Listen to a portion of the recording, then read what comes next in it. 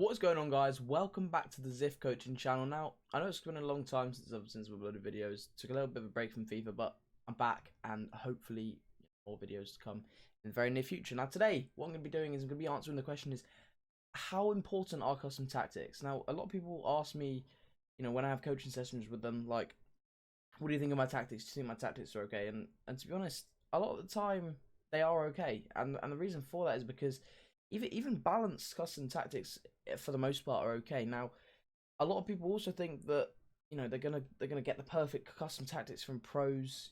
By searching up on YouTube, perfect tactics for said formation, and I've even made those tactics and player instructions for certain formations videos myself. And while I do think that they can be useful, I think a lot of people have the misconception of that. If I watch this video and if I use these tactics, I'm gonna be able to play like a pro, and it's gonna help me loads and loads and loads. But to be completely honest, it isn't like that at all. Now, if we look at the 4-3-1-2 formation, so if we look at the formation, it's very, attacking, central, narrow style of play, right? So you're not gonna want to sit back like you would in like a 5-back or the opposite. So if we look at the tactics now, the offensive style, we've got balanced, right? Now, I'm looking at the offensive style first because I don't think it has as much of an impact. Now, if we look at, balanced, we've got a lot of players in box and very low width because we want to play narrow, we want to play really aggressive, really attacking, that sort of thing. But we can switch to long ball, and obviously, if you read the tactic, what it says, the team will make runs for long balls into space behind. So effectively, what long ball will do is it will make your team run in behind. Your strikers running behind for the long ball.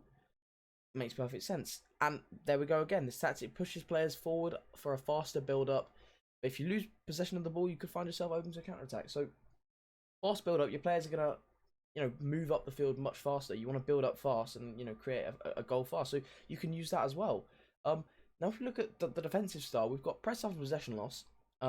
Which is one that I think a lot of people use and expect to, they're going to expect one or two things. They're going to either expect to absolutely trap their opponent in, or they're going to really struggle with it, and they're going to, let a lot of counterattacks in.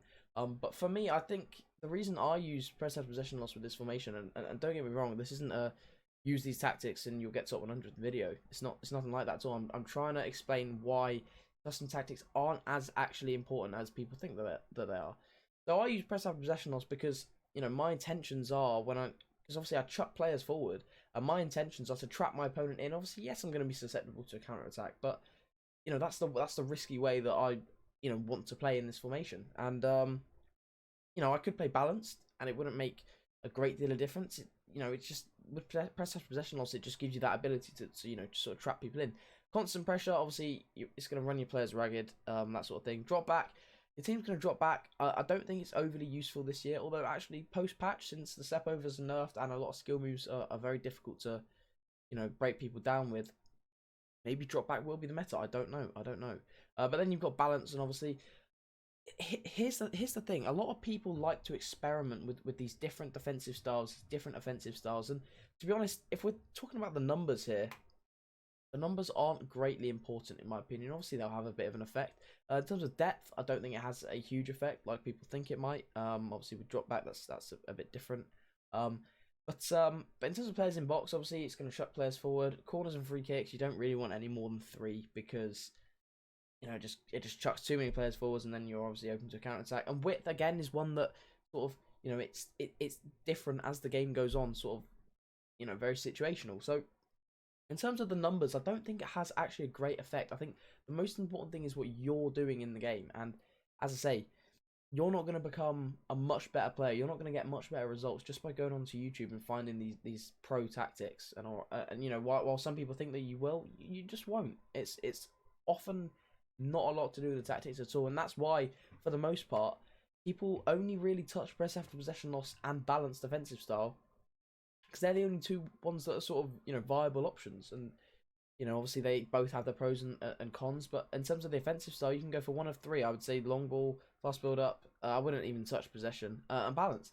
But a lot of people use balance because that's what works. That is mainly what works, unless you want to try something else. And as I say, I don't think these custom tactics are overly important in the grand scheme of things. I think the most important thing is you improving your own play rather than going on YouTube and thinking, right, okay, of course you're going to want the best tactics for the formation that you're currently playing, and I do it myself. If I don't have tactics for a formation that I want to play, I'll go on YouTube and I'll find the best tactics. But a lot of people expect that it's going to change their game, it's going to really help them, and in actual fact it doesn't. Now if we turn to player instructions instead, it's a little bit different, because obviously in terms of fullbacks, balanced attack and stay back while attacking is a huge difference. It makes a huge difference to what people, how people play in game, and the outcomes of the game. So on balance, obviously you're chucking both of your fullbacks forward, and then you are going to be susceptible to that counter attack, but it gives you way more options going forward. And I think the thing with this year is, with press after possession loss and balanced fullbacks, they sort of come as a pair. You sort of want them together so that you can attack together. But also, as I say, you are susceptible to the counter attack, so you do have to be very confident in your defending. And even though it's not easy to defend sort of 3 attackers versus your 2 defenders, it is doable to defend those situations. So obviously, if you opt to use this sort of setup, bombing forward, attacking fullbacks, then it might work for you.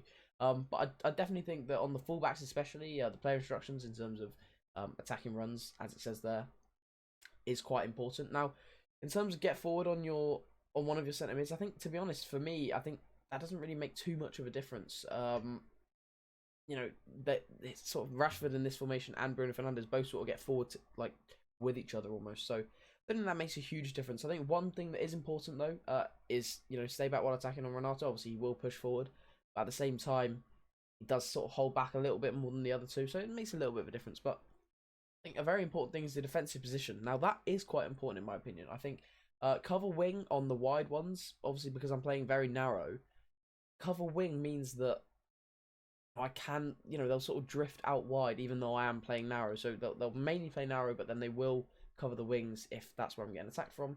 So I think that does have an effect, especially with the cover centre on Renato, because he will stay very central. And then obviously stay forward, getting behind on one of the strikers. But yeah, staying forward does make a difference. Obviously he's not going to track back, and if you have him come back on the fence, he is gonna track back. But obviously, yeah, that's one thing. And then getting behind, I think the main thing with this is, in terms of staying central, I do think that makes a difference, because actually what I notice when I haven't got these two on stay central is that they will drift to the edges of the box when someone, when I'm moving a different player into that central position. So they will drift wide, which is actually good, because it's as if they realise that I'm using that space with somebody else, so they will, drift wide themselves. Now in terms of getting behind, and mixed attack or target man or false 9, target man will sort of drop deep. So again, that does make a difference, and I think player instructions are much more important than custom tactics. I think player instructions definitely make a difference, because obviously that affects the players directly rather than the team doing stuff as a whole. And obviously you can't change sort of the style of your FIFA team properly, and a lot. So yeah, the reason you would use getting behind is so that they make those bombing runs, but at the same time you could have false 9. You didn't want them to make those runs. Now I think the main thing with this is the main reason I'm answering this question is because, as I say, a lot of people have the common misconception that they're gonna go on YouTube, they're gonna type in, I don't know, best 5-3-2 custom tactics FIFA 21, best 4-1-2-1-2 narrow tactics FIFA 21, and they think that it's going to change their game massively, when actually it doesn't. And I think a lot of the time, custom tactics, while changing them can be useful, and it can help, I think a lot of people rely too much on them, and they, when they're struggling, they might blame their custom tactics too much. But as I say, obviously they do make a difference, but maybe not as much as people actually think. So thank you guys so much for watching. If you did enjoy the video, please do like and subscribe. As I say, I am back now for good, so I will be making a lot more videos in the coming future. A lot more helpful tip videos, analysis videos, all of that stuff. So, as I say, if you did enjoy the video, like and subscribe. But until then, catch you in the next one.